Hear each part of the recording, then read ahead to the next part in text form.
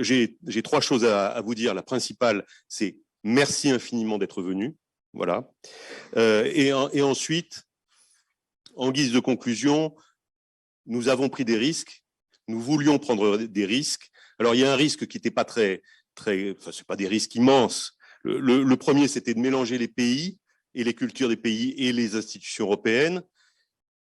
Et au fond, ce qu'on a senti, c'est une bonne volonté universelle, une communauté de valeurs très grande et des embarras juridico-politico-administratifs.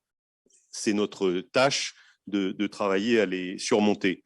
On a aussi mélangé deux cultures que j'ai trouvées, qui sont toutes les deux extraordinairement intéressantes. La culture de l'assurance qualité en formation, qui a développé un effort d'harmonisation historiquement incroyable. Je veux dire, justement, dans un monde de la diversité et de la complication, avoir réussi à avoir ce cadre commun, c'est une base extrêmement solide. Et puis, le monde de l'évaluation de la recherche, qui d'une certaine manière est plus divers, mais elle a aussi une grande communauté de valeurs et est face aux défis dont on vient de parler à l'instant. Ces deux cultures, elles sont différentes et c'est très bien, elles ont un grand intérêt à communiquer, évidemment, parce qu'on a des objets et des problèmes communs. L'avenir dira si le travail qu'on a cherché à initier aujourd'hui porte ses fruits, mais comme les défis nous dépassent largement, les défis sont là, ils sont énormes, et on a beaucoup de travail devant nous, donc je suis assez optimiste sur la suite. Et la troisième chose que je voulais vous dire, c'était d'introduire Jean-Pierre Bourguignon. Je voudrais le remercier infiniment, même si je devrais filer une fois de plus à la fin de son propos, d'avoir accepté de conclure. Jean-Pierre Bourguignon, mathématicien, chercheur au CNRS, professeur à l'école polytechnique. C'est une des rares raisons qui me fait regretter d'avoir quitté l'école polytechnique un peu vite, d'ailleurs, c'est de pas avoir pu suivre son cours, j'y serais volontiers resté. Ensuite, directeur de l'IHES et président de l'ERC. C'est quelqu'un qui, en France et bien au-delà, depuis des années, pousse le thème de l'excellence scientifique, et je dirais plutôt d'ailleurs, parce que l'excellence, on en a peut-être un petit peu soupé, de l'exigence scientifique, et d'autre part, qui, à nous Français, un peu provinciaux, un peu engoncés dans nos problèmes nationaux, il a introduit, il a promu le thème de l'Europe, et de ce point de vue-là, ça fait quelques années que tu nous éduques. Merci Jean-Pierre. Je te laisse la parole.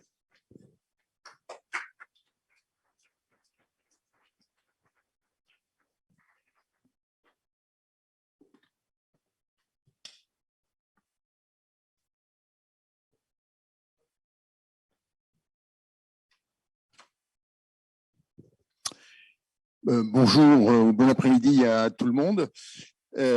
J'ai décidé de parler en anglais, voilà, donc pour ne pas être un représentant français trop dans ce contexte très européen. So, I first want to thank the organizers of this important meeting. Je voudrais vraiment remercier les organisateurs de cette réunion importante et notamment Thierry de m'avoir invité à poser quelques idées en conclusion de discuter comment un espace européen de l'enseignement supérieur peut avancer. Plusieurs tables rondes ont évoqué des questions liées à l'évaluation dans le contexte de l'enseignement supérieur et de la recherche. Si on me permet de paraphraser un peu les titres de ces tables rondes, on a parlé des défis, on a parlé aussi de nouveaux défis pour la recherche en Europe. Donc, je voulais vous proposer mon approche par rapport à certains points de vue que nous avons entendus aujourd'hui d'experts distingués. Voilà pourquoi j'ai pris beaucoup de notes et j'ai beaucoup fait évoluer mon intervention pendant que je parlais. Pour ceux qui ne me connaissent pas, il est important peut-être de vous donner quelques éléments sur mon parcours pour que vous puissiez avoir une idée de certains biais peut-être de ma démarche. Je suis mathématicien de formation, comme Thierry l'a dit, on est tous les deux mathématiciens. Je suis un scientifique à un bout du spectrum. J'ai travaillé à l'échelle européenne. Je suis actuellement membre du comité sur la science ouverte de l'Union internationale de mathématiques. Donc, nous avons un modus operandi particulier, mais ça, c'est aussi le cas dans beaucoup de communautés scientifiques. La différence dans les pratiques de recherche, c'est quelque chose qu'on doit toujours garder à l'esprit. L'oublier donne lieu à des malentendus, à des erreurs. Il faut accepter que la démarche une solution pour tous ne fonctionne pas, tout simplement. Quand on parle d'évaluation de la recherche, ça, pour les gens qui sont obsédés par la standardisation et la normalisation, c'est pas une bonne nouvelle. Mais malheureusement, certains bureaucrates sont obsédés par ça. Pendant plusieurs années, j'ai été rédacteur en chef d'un journal de mathématiques allemand et j'ai évalué des idées, des données d'une quinzaine de pays. La majorité de ces articles, de ces éléments étaient liés aux mathématiques, mais pas tous. Il y avait la dimension éthique de l'évaluation dans le contexte du comité d'éthique du CNRS que j'ai présidé pendant 4 ans. J'ai vu une démarche véritablement pluridisciplinaire et si je regarde ma carrière, ça a été une des expériences les plus enrichissantes auxquelles j'ai jamais participé, compte tenu du fait que les personnes impliquées étaient disposées à parler ouvertement des questions. Pendant ma période à la présidence du Conseil européen de la recherche, j'ai vu que ça faisait partie intégrante de l'activité. Le Conseil européen de la recherche et le Conseil scientifique a beaucoup réfléchi à la question du suivi et de l'évaluation de la recherche.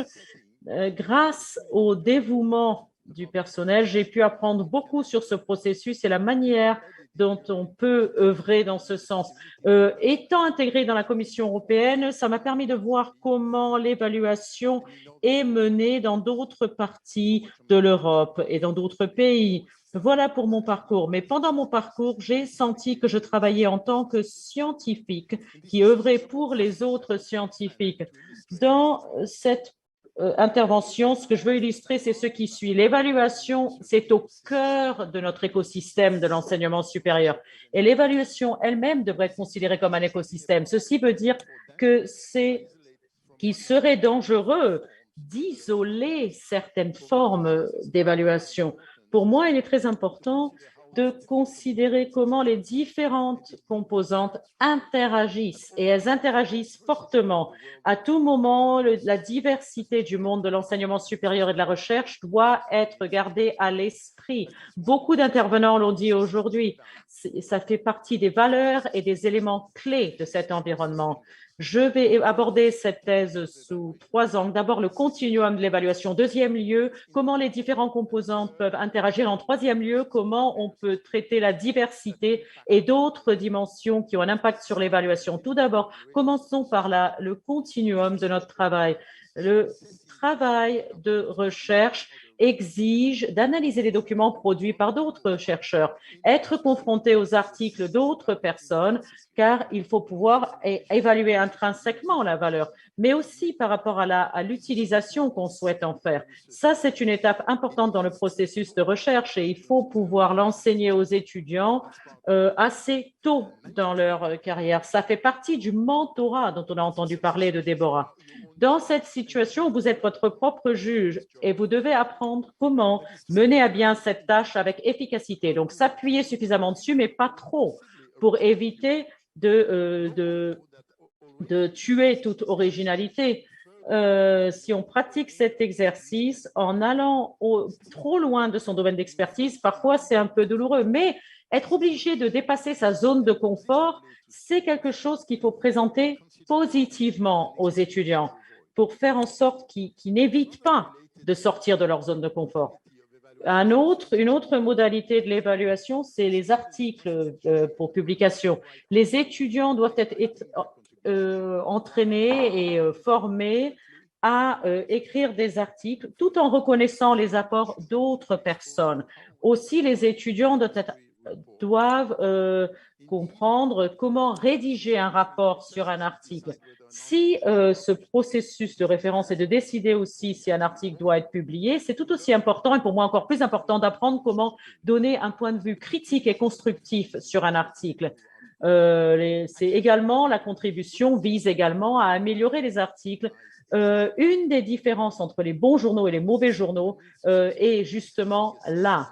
Une autre question qu'il faut aborder quand on parle d'évaluation dans cet environnement sont les panels établis par les organismes de financement pour décider des subventions.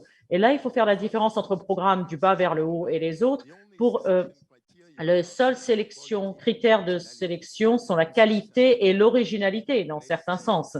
L'évaluation qui a lieu est en continuité avec les deux activités présentées auparavant. Les membres de panel doivent pouvoir travailler en tant que groupe. Ceci signifie pouvoir écouter les opinions des autres, parfois de les remettre en cause et parfois de les compléter. Au bout du compte, une décision, un consensus doit émerger. Les programmes du haut vers le bas sont mis en place pour identifier des priorités clairement définies. Donc là, la démarche est différente. Donc la qualité doit être appréciée la majorité du temps. Les propositions présentées introduisent plus de dimensions à l'évaluation. Par exemple, pour le travail en coopération, les perspectives doivent être crédibles. Clairement, des compétences et d'expériences d'organisation dans ce domaine sont importantes pour les personnes qui évaluent de tels projets. L'évaluation des établissements suit généralement une voie différente. Ça implique souvent une visite sur site et souvent une visite assez longue et aussi un échange avec plusieurs acteurs de l'établissement. Le nombre d'informations à donner sont souvent plus importantes. Sur la base de données qui décrit les réussites passées et présentes, le panel doit évaluer si l'évolution semble refléter le bon niveau d'ambition ou s'il faut fixer d'autres objectifs. Clairement, dans le cadre d'une évaluation de cette nature, il y aurait plusieurs domaines à aborder, la science pure, mais aussi la gestion des ressources humaines, l'analyse de l'impact économique et la coopération internationale. Donc voilà pour le continuum de l'évaluation de la recherche dans différents cadres. Vous voyez déjà pourquoi j'insiste sur le fait de ne pas séparer les processus d'évaluation de la vie des communautés scientifiques. Les scientifiques doivent être préparés à participer à ces différentes formes d'évaluation. Mais cette activité doit rester liée de manière naturelle à leur travail de recherche. Donc, je n'arrêterai pas cette première partie sans toucher à l'évaluation de l'enseignement. Des idées semblables à celles que je viens de développer s'appliquent aussi à ça, malgré le besoin, bien sûr, d'impliquer des étudiants plus jeunes. Ce n'est pas évident de les associer à l'exercice parce qu'ils viennent de contextes différents et ils sont dans des positions différentes pour absorber un type d'enseignement différent. Donc, un point de vue moyen ou général ne sera peut-être pas très utile, mais élaborer une réponse à un cursus suivi peut devenir un exercice intéressant et enrichissant pour les étudiants. Afin de présenter leur perception ou leur point de vue, certains étudiants vont devoir documenter et présenter leurs réactions spontanées. Bien sûr, les étudiants peuvent avoir des attentes différentes pour investir du temps et de l'énergie dans un cursus spécifique. Donc, il peut y avoir pour eux des formes optimales d'enseignement. Mais pour que les enseignants puissent connaître la diversité des réactions des étudiants, ça peut être très intéressant pour améliorer la conception d'un cursus ou d'un programme. Ça ne veut pas dire qu'il faut changer fondamentalement la stratégie, mais il faut savoir aussi les opinions de groupes d'étudiants qui peuvent évoluer d'une année à l'autre. Maintenant, pour la deuxième partie, c'est la manière dont les différentes composantes de l'évaluation interagissent. Trop souvent, on sous-évalue cet aspect et il est important de comprendre comment fonctionne le processus. Je vais commencer par parler brièvement les évaluations des établissements et aussi travailler sur l'évaluation des subventions parce que là, il est plus facile d'identifier les acteurs. Les candidats et les évaluateurs et les personnes qui gèrent le programme. Donc, réfléchissons d'abord au processus. Pour informer le panel chargé de l'évaluation, il faut souvent faire beaucoup de travail du point de vue du personnel de l'établissement qui doit produire un document d'auto-évaluation. Cet effort est une partie essentielle de l'exercice. Il y a aussi l'interaction avec le panel pendant la visite sur site, les questions posées, les commentaires proposés, même s'ils n'arrivent pas dans le rapport final, tout ceci contribue énormément à l'évaluation. Ceci insiste sur le point qu'il est important de tenir compte de toutes les composantes de l'exercice, ce n'est pas seulement la partie formelle, donc le rapport final. Maintenant, concernant l'évaluation pour des subventions, dans le cadre d'un programme, les scientifiques espèrent avoir de la réussite, du succès et voir ce qui peut améliorer leurs chances de réussite. Donc, il est important de connaître les critères utilisés pour l'évaluation et comment ces critères interagissent, s'articulent pour arriver à une décision. Donc, la structure qui gère le programme cherche évidemment à remplir les objectifs, à répondre aux objectifs de la meilleure façon possible. Il est donc important de convaincre les scientifiques qui répondent le mieux à ces critères de présenter une demande. Donc, ils vont faire de leur mieux pour répondre aux questions posées et aussi les établissements vont voir par rapport à cela quelle candidature sélectionner. Donc, chacun fera le travail pour lequel il se sent compétent. Identifier des membres de panel fait partie des responsabilités clés des conseils scientifiques, mais dans les deux cas, faire en sorte que les scientifiques acceptent de participer à une évaluation n'est pas si simple. Participer à un panel, c'est beaucoup de travail et ce n'est pas très bien payé, comme vous le savez tous. Et beaucoup de personnes sont en état de surmenage. Et il y a aussi des problèmes d'équilibre dans la composition des panels parce qu'il faut maintenir un équilibre entre les sexes, entre la diversité géographique, les disciplines couvertes aussi. Donc, il y a également une notion de taux de réussite par rapport à l'acceptation par des scientifiques et la volonté de servir sur un panel. Il est beaucoup plus difficile de convaincre des femmes scientifiques de participer parce que déjà, elles sont moins nombreuses dans certaines disciplines et elles ont tendance à avoir encore plus de travail que les hommes. Maintenant, je vais parler les liens entre les demandeurs, la cohérence entre les demandeurs et ceux qui sont en charge de l'application des programmes. La gouvernance d'origine est dans un conseil scientifique avec des scientifiques issus de contextes différents et d'origines différentes. Le conseil a la responsabilité de définir comment les candidatures doivent être présentées. Dans le cadre des ambitions de la communauté scientifique, ce qui est important, la composante la plus importante, c'est la partie scientifique, le management étant laissé au minimum. Donc, les candidats savent que pour avoir une chance, quand ils présentent un projet, il faut travailler beaucoup pour convaincre par rapport aux idées les plus ambitieuses de la proposition. Ce qui motive les évaluateurs à répondre positivement à une réponse du conseil scientifique, c'est qu'ils savent que leur travail sera d'aborder la science et uniquement la science. Ils savent que les autres membres du panel sont là pour échanger concernant la science. Et ils voient l'exercice du point de vue scientifique. Les décisions sont prises par des membres du panel sans intervention du conseil scientifique, ni du personnel de l'agence. Ce qui est très important, c'est la qualité du soutien apporté par le personnel. Pour beaucoup de membres du personnel, la possibilité d'interagir avec des scientifiques de haut niveau est une motivation clé en étant d'accord pour rejoindre l'agence. Mais la discussion dans le panel est entièrement concentrée sur les propositions. La qualité scientifique est un argument clé pour obtenir l'acceptation par des scientifiques de haut niveau. Donc là, nous avons un exemple de l'interaction positive entre les trois groupes impliqués qui ont aligné toutes leurs priorités. Dans le programme cadre européen, c'est une situation semblable parce que le plus souvent, l'excellence est définie par rapport à des critères plus larges que juste la qualité scientifique. Donc, chaque dogme doit avoir des exceptions. Il faut toujours essayer par tous les moyens de garder cet alignement positif. Est-ce que cela peut être mis en cause?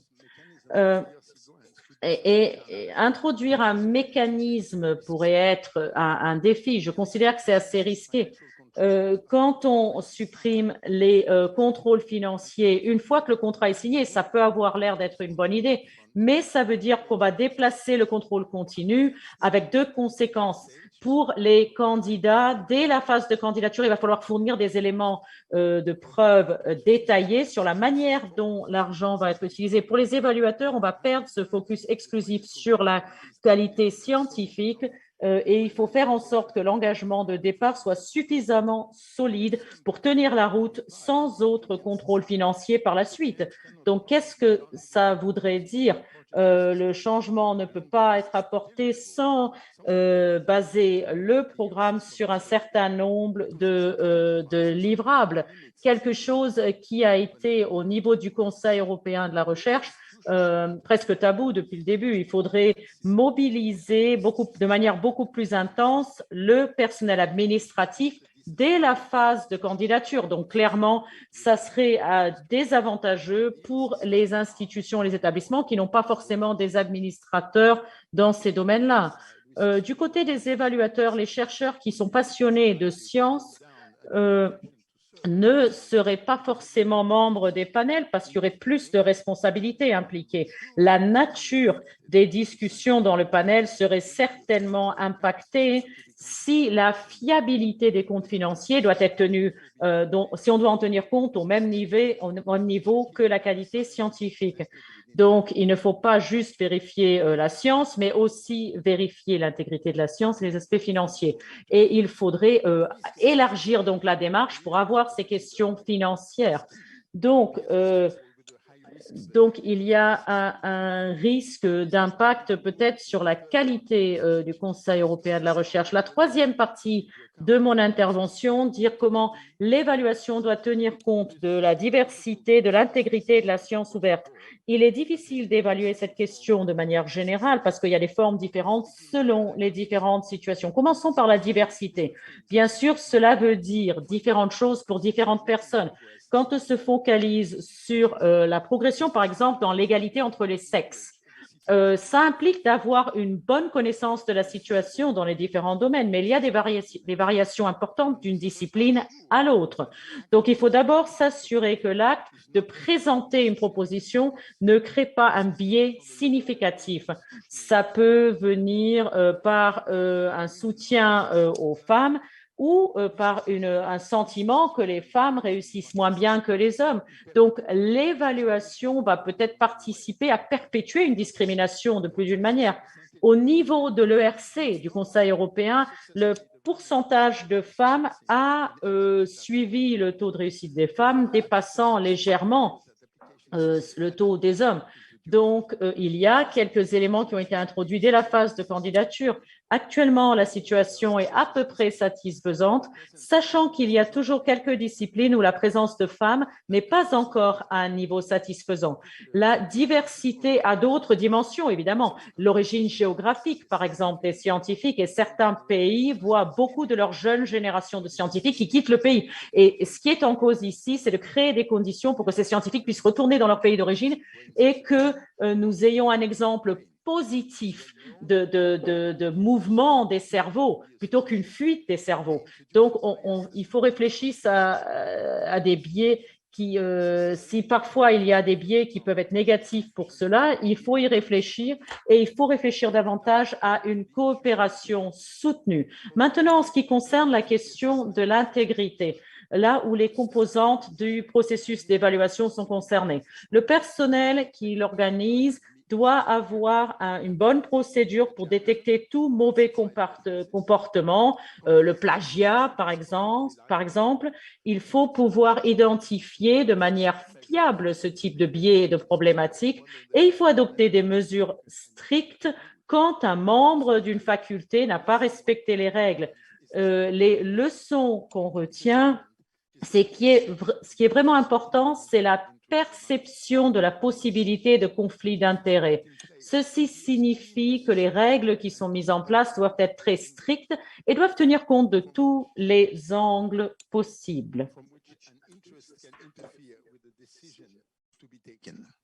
On this matter, considerable progress has been made, but the À ce sujet, de grands progrès ont été faits, Mais il faut redoubler de vigilance parce qu'un seul échec peut faire perdre toute sa fiabilité à l'ensemble du système.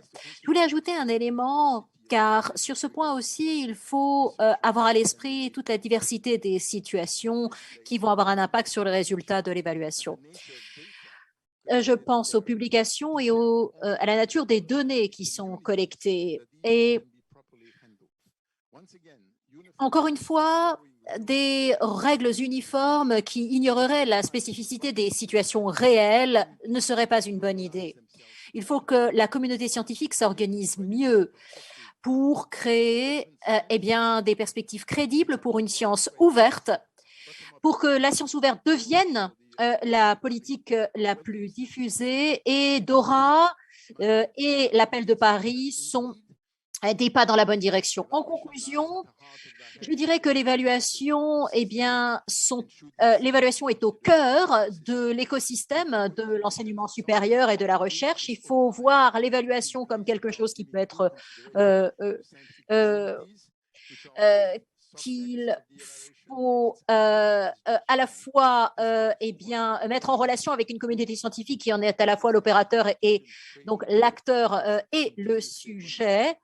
Il faut continuer notre suivi pour une meilleure évaluation. Je vous remercie pour votre attention.